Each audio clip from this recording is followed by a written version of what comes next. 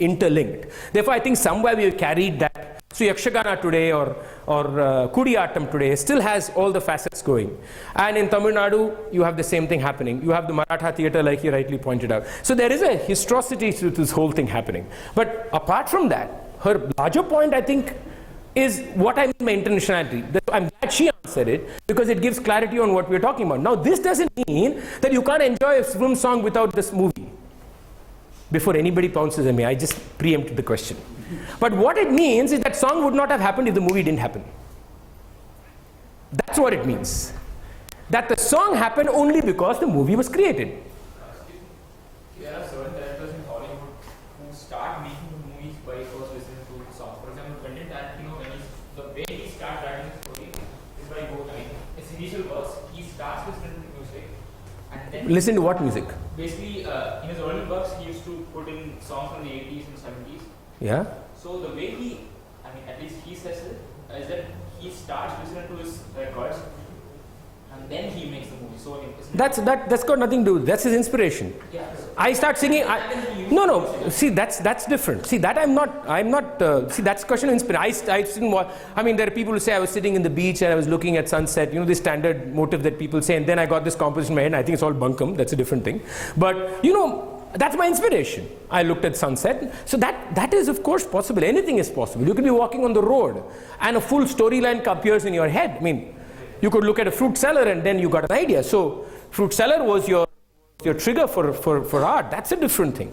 But my point is that the idea of music in cinema, whether it is background score or songs like in the Indian context, comes from the fact that cinema is happening. So there's a story, which is why one very interesting thing about cinema music, I think the most incredible aspect of cinema music nobody speaks about is that it does not have one form. It can never have one form. That's the most incredible part. Every other musical form, you can say this is the form, you can say something. With cinema, you can never say, because it always responds to time, storyline, and context. And therefore, the intrinsic quality of cinema music is it'll always be different. It'll always change. So the whole idea of the form is to be that. We never talk about that's the most dynamic aspect of cinema music. It can never be one thing. But the only thing that binds all cinema music is its intention on what it should do. And that's what I meant by intentionality, which I was talking about from the beginning. I don't think the music director would agree. Well, technically the music directors are, the process is supposed to go like this. The storyline is told, the context is given, and the music is composed. And there's an interesting thing that happens. Sometimes the music is composed, the tune, or in Tamil they'll say mettu, okay, is given, and the lyricist actually writes lyrics to the tune. Or sometimes the lyricist gives the lyrics and the tune is made. Both have happened. So, but the process is supposed to be a cinematic process, where the whole context is given, every movement is given, the director hopes that he wants a song in this way. Now when background score is created, the whole film is, by the way, running on a screen, frame by frame. And looking at it, the director is creating background score, and not just scary sounds. There's far more layering that's happening to the, if you look at a movie like Interstellar, I'm taking that, I have one problem in the movie, I felt the background score was too loud, but that beside that, most of your experience happens because of the background score. You just mute Interstellar and watch it. So those silent scenes where there is no dialogue, you will see that it's just missing. You don't feel that. So it's integral. That's my point. And one more form I'll talk about before. Yeah. Yes.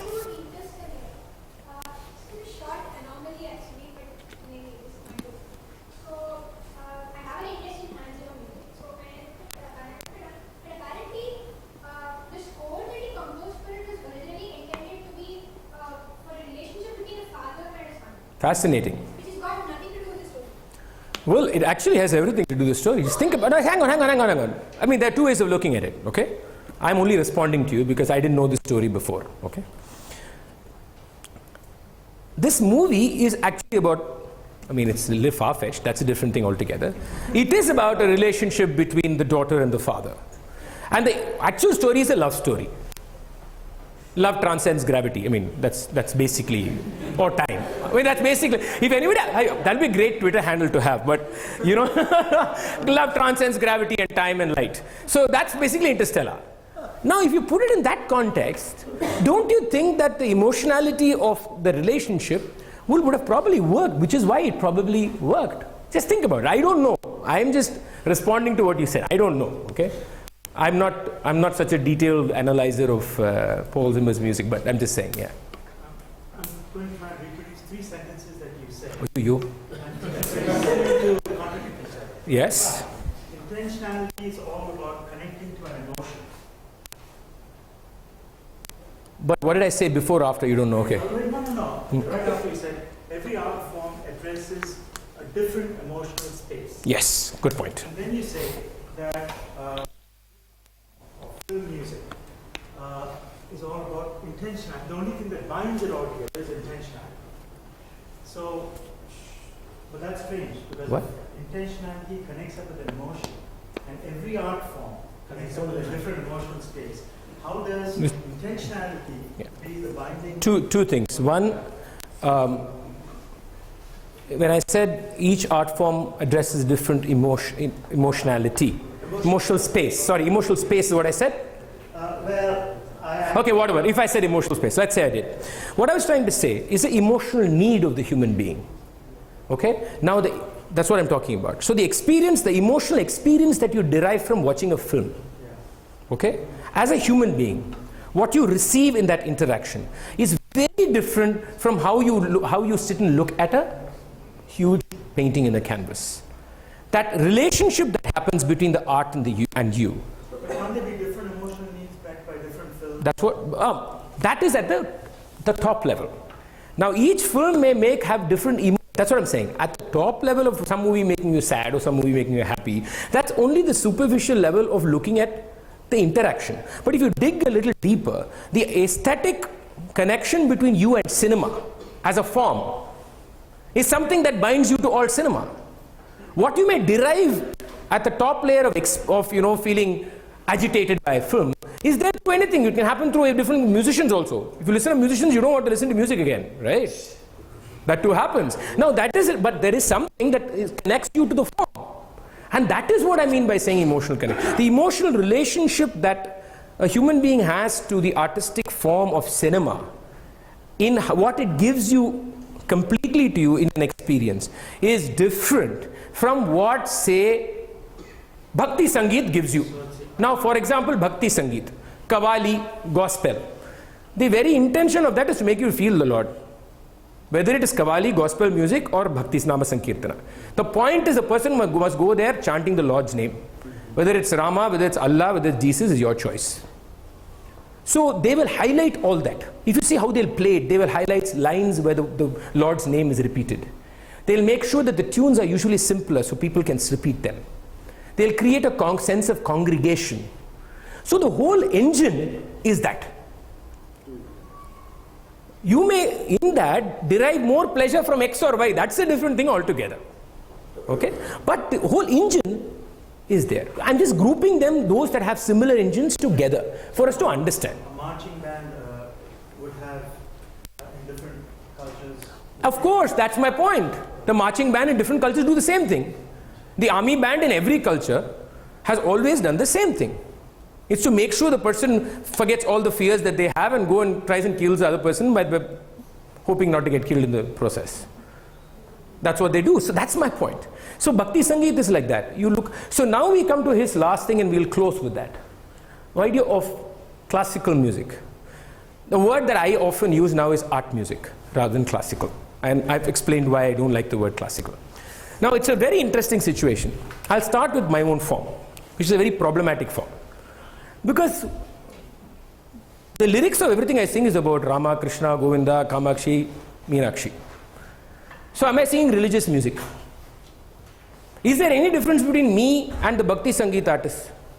Except for the fact that I improvise a bit. Okay, if you take the improvisation part away, are we doing the same thing? Right? It becomes a very, very foundational question for a Carnatic musician to ask. Now, if you believe that's all we are doing, then we are not proceeding. Now, there's something fascinating here.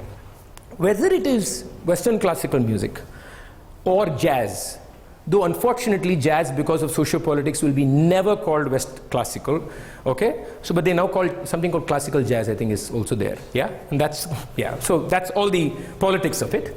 But do something very interesting. They don't address any political aspect directly. Picasso painted the Spanish War. It's a very famous painting, we've seen it. But Picasso's painting of the Spanish War is not just the Spanish War.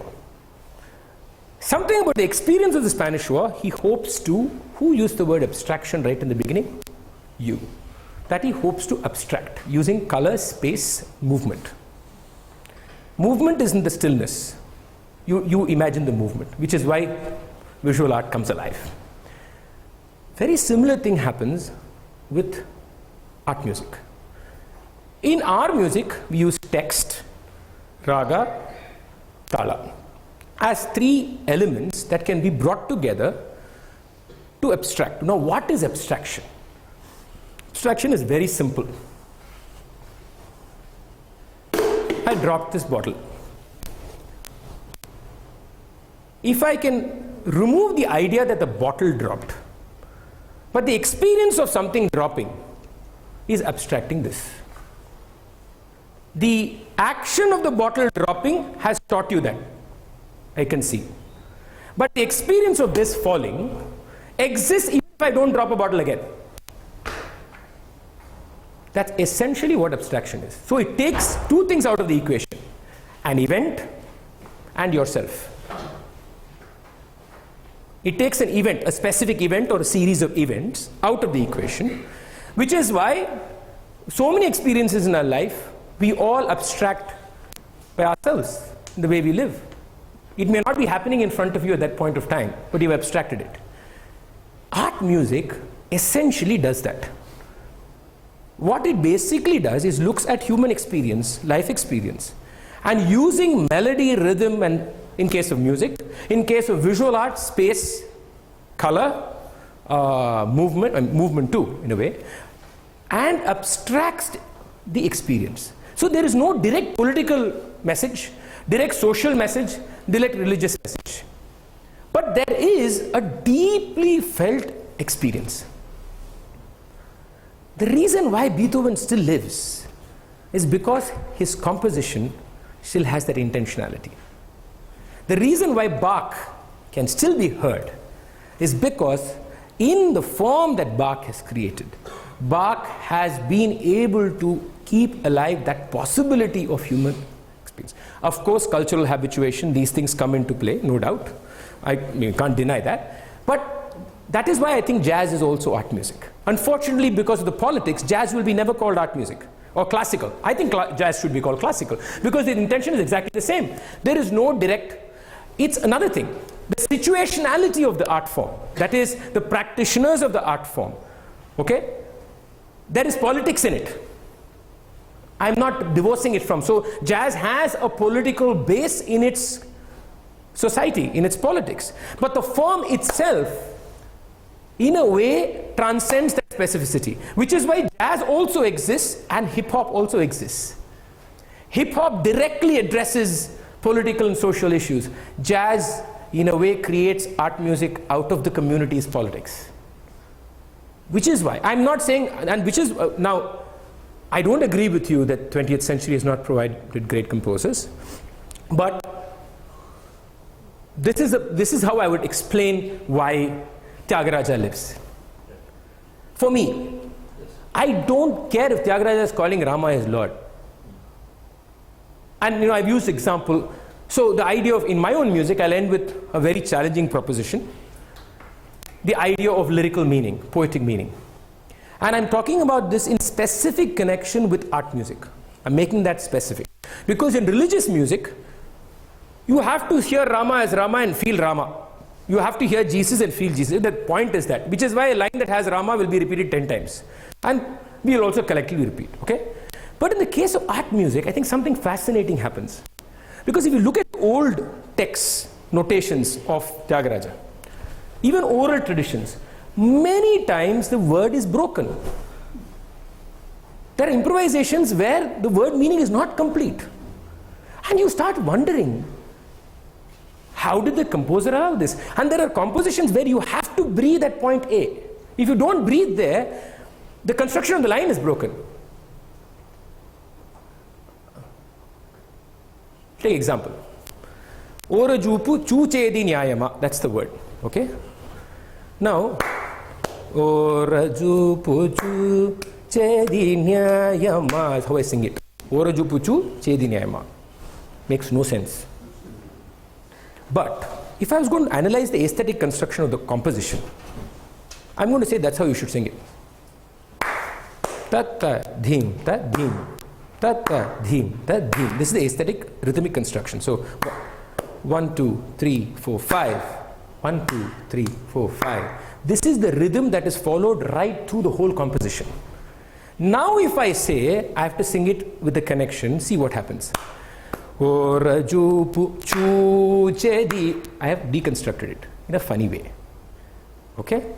If you look at older notations, closest possible to Tyagaraja, his own disciples have notated in ways where words are broken. Broken. I can take the Pancharatram for an example. I can take many examples. My point there is in these composers both a politically battled word, but I'll use it in this context, the secular and the religious. Okay? In Tyagaraja, you have compositions that were purely religious music. Okay? Completely. Divyarama Sankirtana is purely religious music. And you had compositions that were art music, which you could call secular. Because there was text, his own situation, his own cultural background was part of the idea of text. But the text here plays a different role. Text becomes the creation of sound.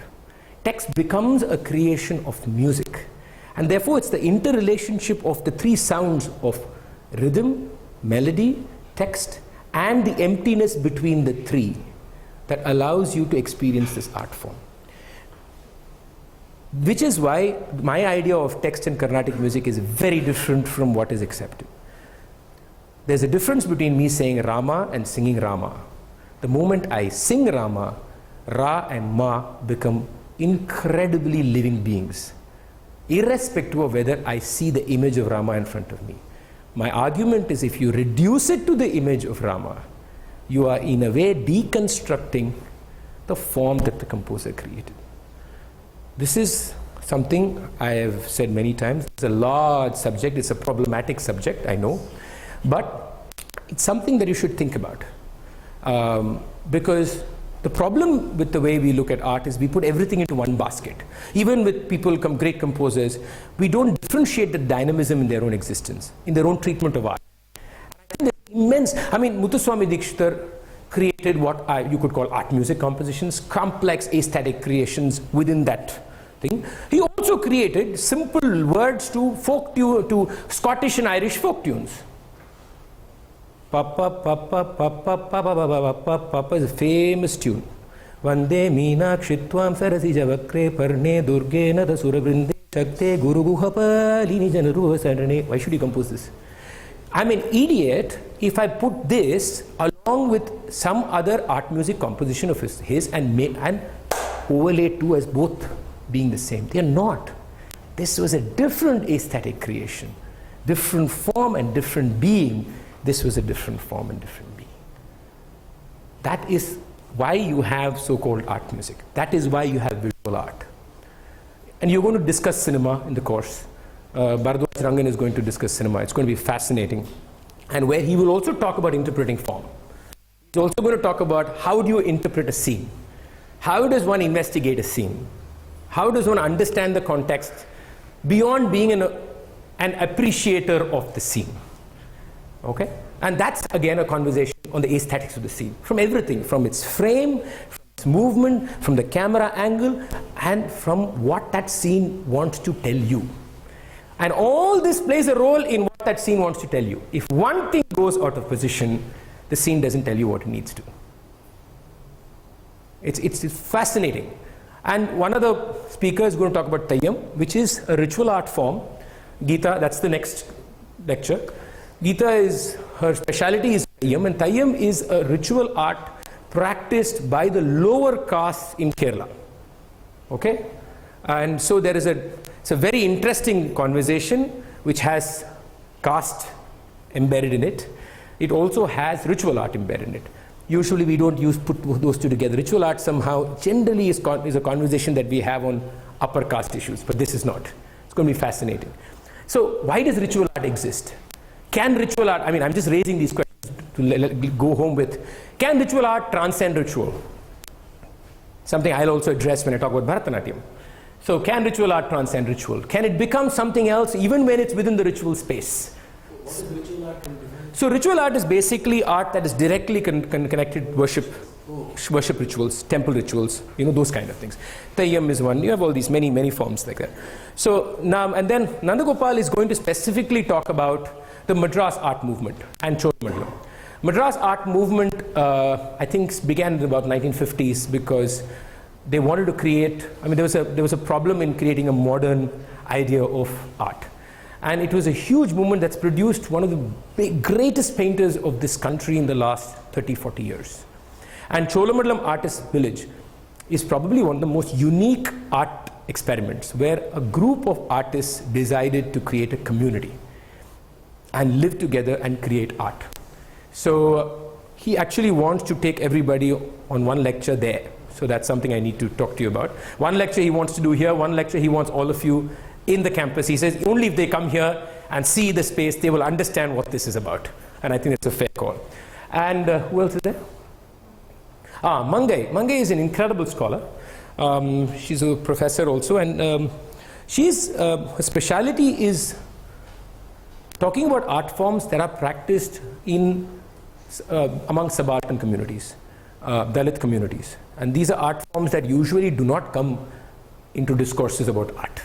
So she's going to start with, I think, Tappatam, right? I think Tappatam. Tappatam as the foundation to conversation. Tappatam, but it's a form by itself. And I think she will explore other things like Ghana. I mean, I hope she does. I'm going to urge her to, because Ghana is a form that is belittled incredibly by Tamil cinema. But it's actually a fascinating form, which I studied because I had to write a piece. So I read up something about Ghana. So she's going to deal with that. I myself will be discussing Carnatic music and Bharatanatyam. These two are the forms. I'm going to be the elite quarter of the lecture series. And these are two forms I'll be discussing. The idea of this whole endeavor is not to make you experts about the technicalities of these forms. Let me make that very clear. It's about understanding these art forms and understanding the social and the politics of these art forms. Because one of the biggest problems in art discourse, which we hope this course will kind of challenge, is you have two windows. One is musicology, or analysis of mudras, or analysis of history. Bharata said this, Natya Shastra said this, that whole thing. So there's a little bubble of people of us reading all these Sanskrit books and feeling happy about ourselves. Then you have another whole, this anthropologist, sociologist group. They will learn music for about 5 months, and then they will talk about the socio-politics of it without ever talking about how it affected the aesthetic construction of it. So we have two bubbles, one only talking about aesthetic construction, not looking at the politics that has created aesthetic construction. The other only talking about the politics, not telling us what did it do to the music or the dance or the drama. The hope is that we can kind of bring these two conversations.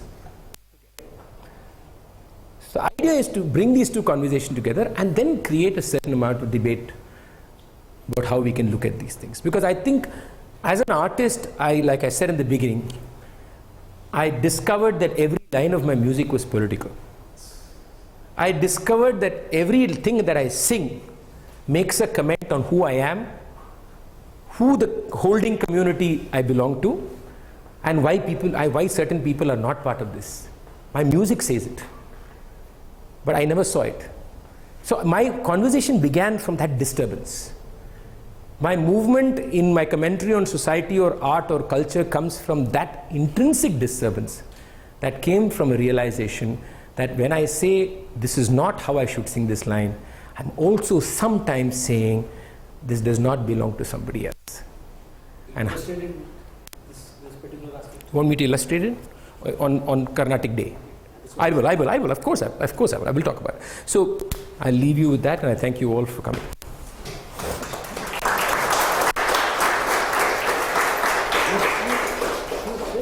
Next Tuesday, yes. I am.